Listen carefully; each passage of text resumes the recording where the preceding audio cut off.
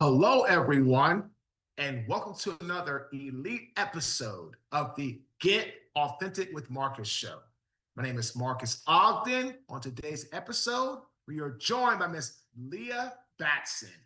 But before bringing up Leah to the stage, I want to thank one of our amazing sponsors, Tactical Harmony. If you're feeling the weight of pressure in today's unpredictable world, you need to know Rebecca Fitzsimmons. She's a former NCIS special agent turned leadership coach, keynote speaker, and founder of Tactical Harmony. She's led at the highest levels, from leading her teams through high-risk missions to guiding teams through everyday change management in the private sector. Now she helps ambitious professionals, leaders, and companies build a victory mindset to defy the ordinary and operate at peak performance in their careers and beyond. She gives you the competitive edge to win more and stress less. If you want to build an unshakable leadership mindset and build a mindset that wins, visit tacticalharmony.com to learn more. And if you're looking for your next keynote speaker, Rebecca is someone who will leave your audience fired up and ready to lead. Now, here she is, Leah. How you doing today, Leah? I'm good. How are you? I'm doing well, thank you, young lady. We met on LinkedIn a few months ago, and now here we are. So, Leah, we're excited to have you here. First question, Leah. What does the word authentic/authenticity mean to you? I think it is being your true self, regardless of what you might think others are thinking about you.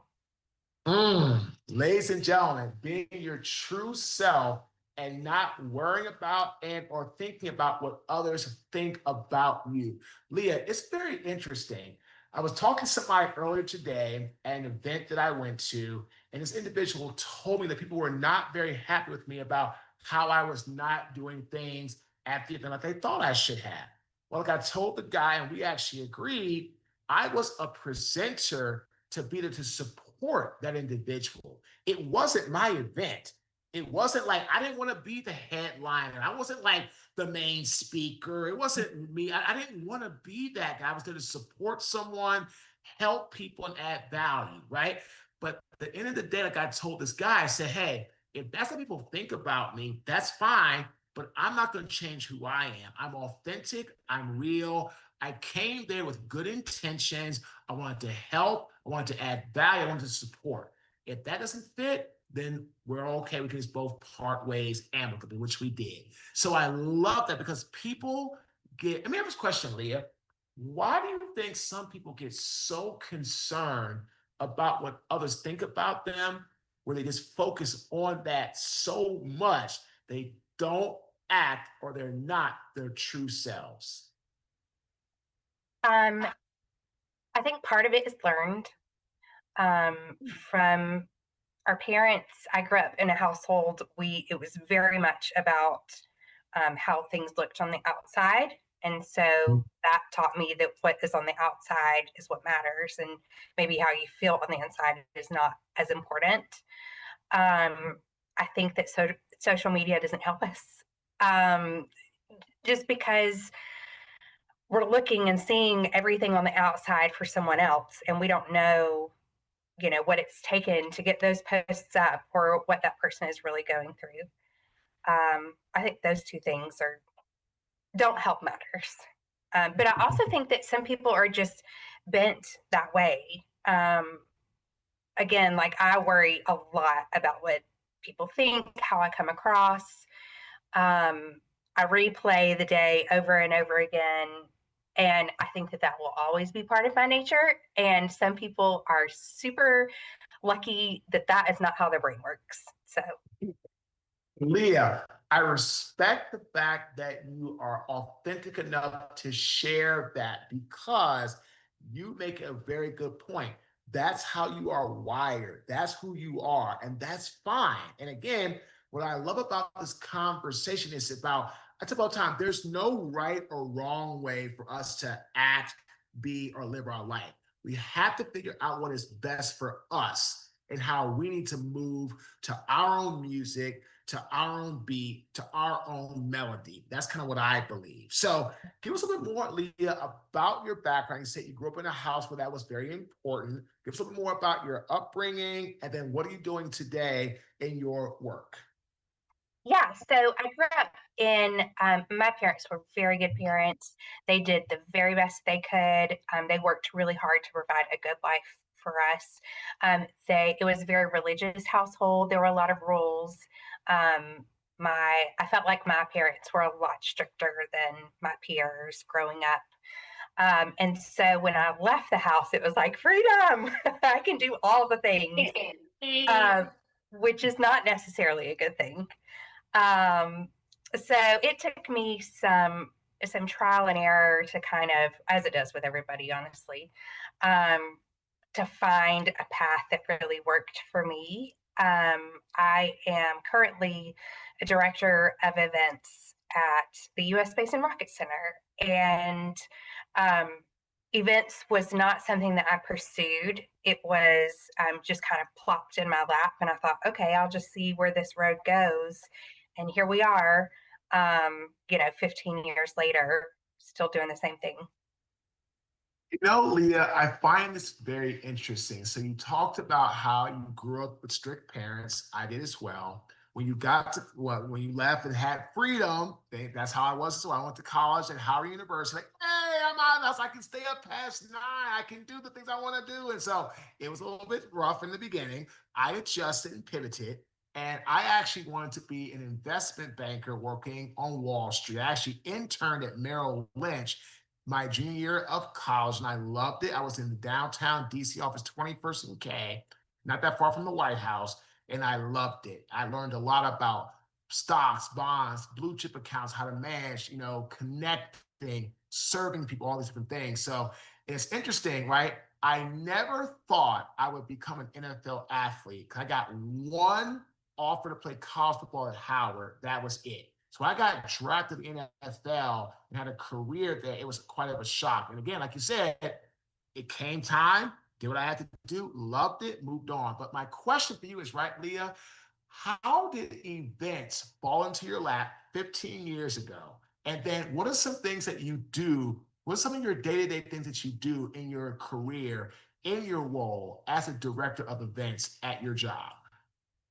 Yeah, so all the years ago, I was newly married and Mhm. needed a new job in a specific city. I was had about an hour and a half commute to another city where I was currently working, and I thought I just need a job in Florence, which is where we're living. And I knew the director of HR at a hotel that was newly opened, and it was the first full service hotel in that area. So it was like the premier spot to be. And I knew two things about hotels, and that was the front desk and that was housekeeping, and I was willing to do either. So started there in the front office, just answering phones. It was like a big, like we had a huge phone that was like 2 feet wide, and it was almost like the modern day switchboard. And I was so embarrassed that that really my job was answering the phone and connecting people. And so I just told people that I worked in the front office in operations. That was my job title that I gave myself. And someone told me really soon after I started that the front desk agents made $5 an hour more than what I was making.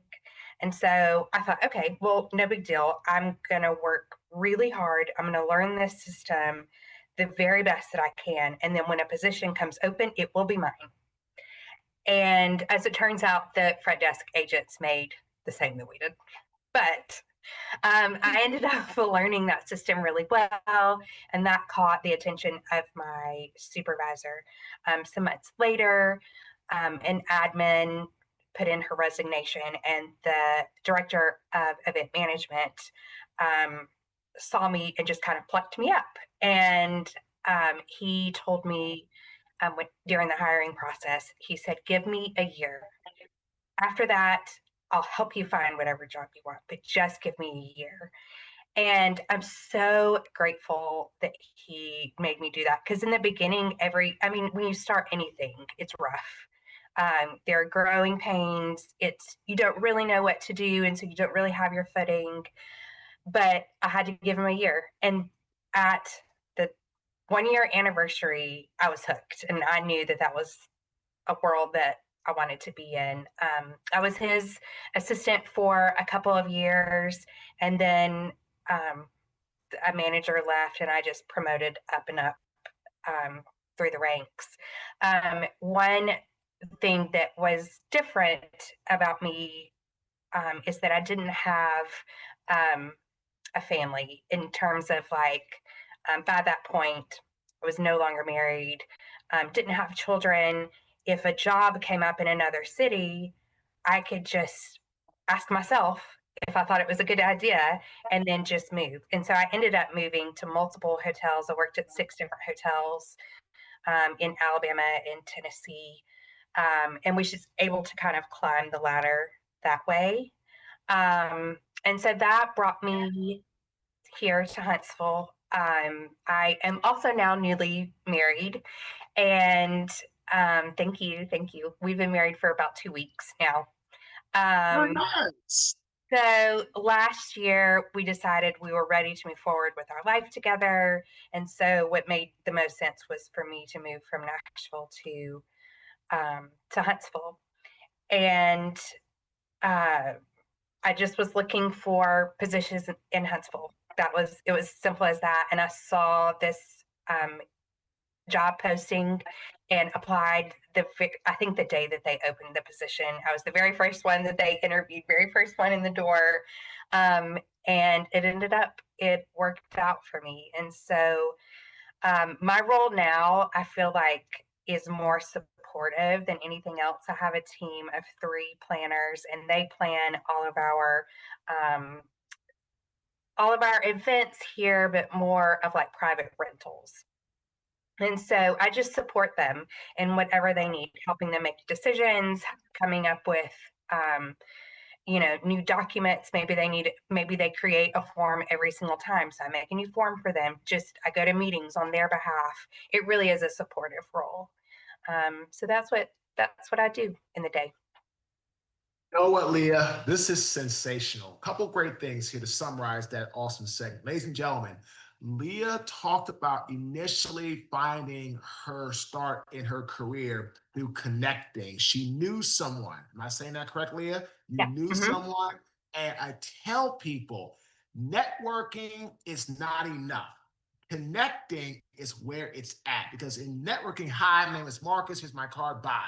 Connecting is, hi, my name is Marques Ogden. Tell me a little bit about yourself. Who are you? What do you do? It's a deeper conversation.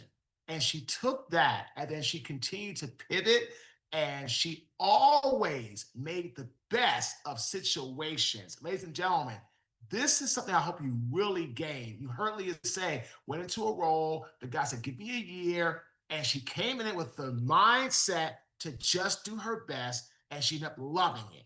And she moved constantly with it because it fit her, different hotels. She found her passion and her purpose. And now she's newly married. Great, congratulations.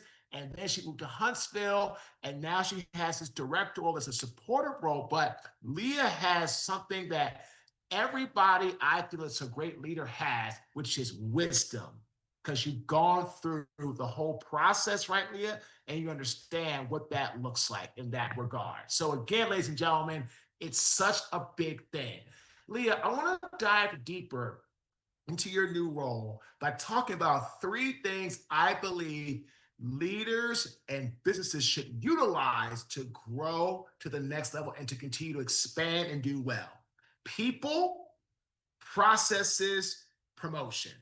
Okay, start with people. Leah, can you please talk about in your role how you continue to support your team that you're leading and how you continue to connect with them and build that strong rapport, relationship, friendship, but also have that good work balance with people that you are supporting and are in your charge in your new role?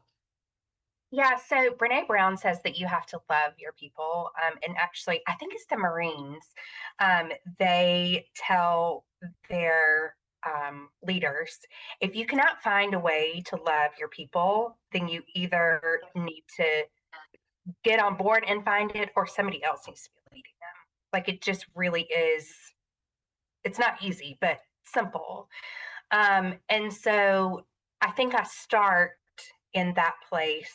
I'm invested in who they are, and who they are at home impacts who they are at work. And so it is great for everyone if I can be kind of a cheerleader for them, on board with them, um, able to, support them both at home and at work. And a lot of times that looks like I'm really flexible with their work time. It doesn't matter to me if they work from, I don't know. I've got one girl that works 4 days a week, 4 10s instead of 5 8s, and that works good for her.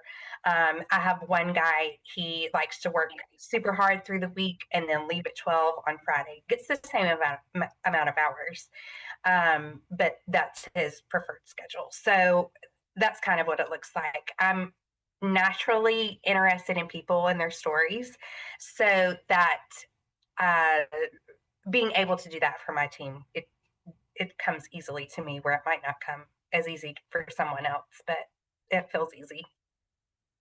Ladies and gentlemen, you have to learn to love your team. If you don't love your team, if you don't show them they're not just another number, another individual that is like transaction based, it's not going to go well. And I couldn't agree with Leah more. I'm the same way with our team. My awesome producer, Ben, to my team with Dawn and George and Danica and Abby and Danny and Tara and Donovan. I can go down the list. Everybody on the team knows it's not just about the work. We get work done, but it's more than that, because they are more to me than just work or individuals to help me build a brand, make money, their relationship, their friendships. They are people that I talked about everyday life, and they share their life with me and their ups, their downs, their struggles. It took me, Leah, years to build this team. Years. Dawn was my very, very first hire, and she's been with me since 2017. But I tell people all the time, you have to build that relationship. Leah, talk to us about processes or systems. I tell people, if you want to scale in a business, you have to have systems that you create. I have an acronym for systems: save yourself stress, time, energy, money. Can you talk about, Leah, how important it is for people that are listening to this awesome interview, that they're in the business world leading people, systems or processes are so important to establish? Yeah, a couple things. So uh, the it gets morning routines get a lot of hype. Morning routines and evening routines, and doing the same thing every single day, making it efficient, making it, so that it works smoothly for you, and that looks different for each person. But kind of where I'm going with that is the business world is the same, right? You need a routine, you need a process that works for you every single time, and that everyone is consistently doing, to get your results. And I think a pitfall that happens is that we've always done it this way. We get comfortable with how we're doing it and miss that we might be doing it this way, but it's not working. And that's a real tough thing. If you've got folks on your team that feel that way, that's real tough to overcome.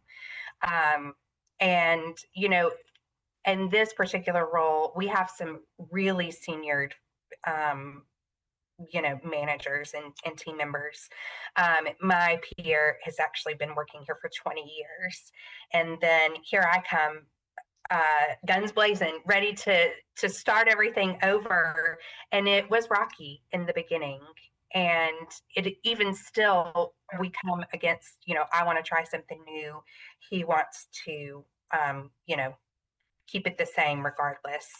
So I don't know. Systems are important for daily life, for business life. Yeah, I think it comes down to good systems, honestly. Yeah, I love how you said it's also important to quote unquote check the system to make sure it's working. Because unfortunately, what happens, you're so right. We get so caught up in how we do things. So, Leah, this is Get Authentic with Marques Ogden. Authentically, I used to absolutely dread CRMs, usage, getting that because I was really just overwhelmed. Everything I used to have was like whiteboards or post-it boards, or I mean, I was just so old school and honestly so disorganized. And about 4 months ago, we brought in a marketing consultant and we really dug in with our team and started to change our system, which really wasn't a system. We started to create something that became a system. And like Leah said, we're constantly evaluating it, looking at it, tweaking it. Is it working? Is our messaging working? Is it not working? So on and so forth. This is what it's all about. Because at the end of the day, ladies and gentlemen, as a leader, your job is not to be in charge, it's to take care of the people in your charge. Simon Sinek.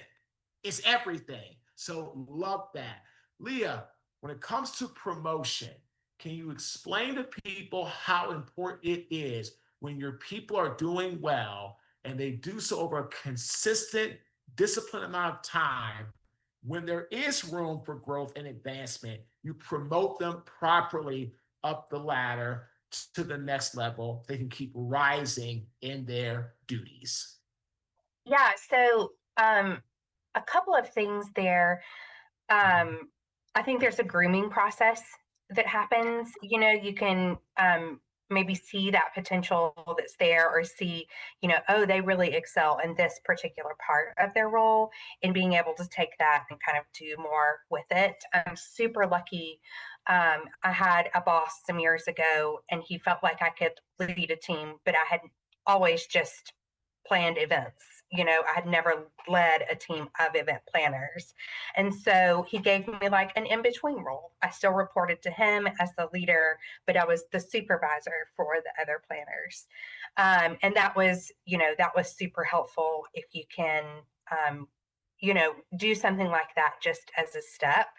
I also think that if somebody's doing really great in their role, they deserve an opportunity to be able to advance. If you've got a position you should, that they could advance into and they're interested, they deserve an interview how just because of the loyalty that they've given you and the hard work that they've given you. I just feel like that's respectful. There was one other thing that I was going to say. Anyway, we can keep going. Leah, this is sensational because you are so right. People who have shown and have been loyal to you and have earned and deserve the right to advance when a role opens, when the opportunity opens, it is absolutely imperative that we give them that chance without a doubt. And again, I also like what she said about how it's a grooming process, right? You just don't throw somebody to the wolves, right? So, Lee, I'm of course a former NFL athlete. I feel the quarterbacks, for example, I'll take Josh Allen with the Buffalo Bills. He was groomed to be in that role. He didn't throw him in there and say, "Here's it." They groomed him.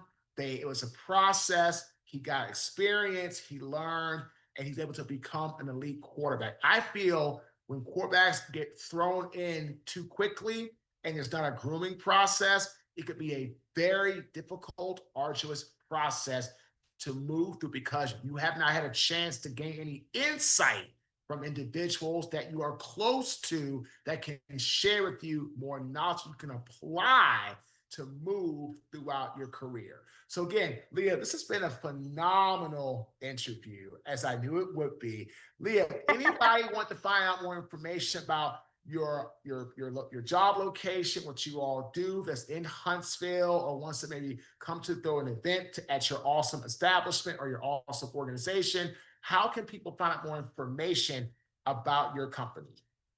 Yeah, so of course you can look me up on LinkedIn, Leah Marie Batson, and or you can check out the website by googling UGUS Space and Rocket Center.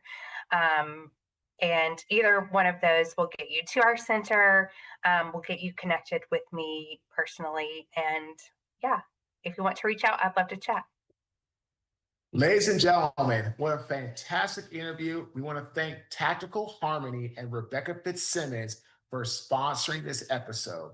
And the authentic tip of this great interview: in life, as you are moving in your journey, always be ready to pivot and change course when need be. You heard Leah talk about that. She did that in her career. She was always ready to make advancements, ready to make moves, to really continue to take her where she felt it was deserving and where she really wanted to be in her journey. So, again, pivoting and being aware of your vision and understanding your vision is going to change as you change is a very healthy factor to learn and to implement in your life. Again, my name is Marques Ogden. I am the host of the Get Authentic with Marques show. Thanks for tuning in. Have a fantastic day.